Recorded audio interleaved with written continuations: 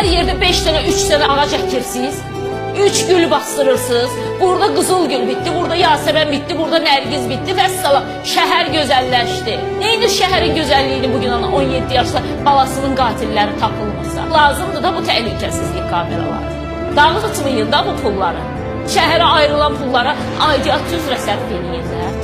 Nə qədər yiyəcəksiniz? Onsuz doymayacaq da, bu doymayacaq ki. O boyda böyük şəhərdə necə olur ki, sizin təhlükəsizlik kameralarınız yoxdur küçələrdə? Mən təbii ki, inanıram Daxili İşlər Nazirliyinin əməkdaşları, bizim polislərimiz tapacaqlar, məhkəməmizdə lazımi cəzanı verəcəklər. Amma bir sualım var.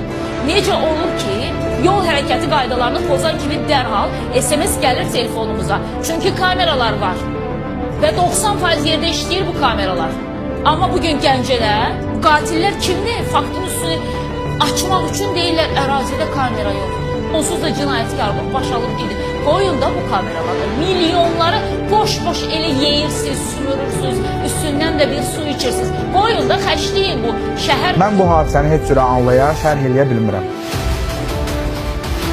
Adam öldürmək üçün onlardan kim olmur?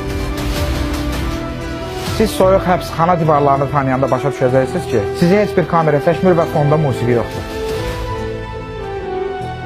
2 gün bundan əvvəl baş verən hadisə hamıda şok effekti yaradıb. Gəncədə 11-ci sinif şagirdinin amansız şəkildə qətlə yetirilməsi ağıllarda minlərlə sual yaradıb. Ən birinci sual oldu ki, bu cavan uşağı kim və yaxud da kimlər, nəyə görə belə vəhşicəsini öldürsün? Mən bu hadisəni heç cürə anlaya, şərh eləyə bilmirəm. Gəncə özü qəhrəmanlar şəhəridir. Bolşeviklərə ən gec təslim olan şəhərimizdir. Bu hadisələr ölkəmizin tarixini bilən adamları 2 qat üzür. O boyda əsalətli şəhərimizdə belə adamların olması, belə hadisənin olması sözə sığmır. Hadisənin tam təfərrüatı olmasa da, müəyyən detallar bilinir. Elgin İbrahimovun qətlə yetirildiyi ərazidə dolanan mühafizəçi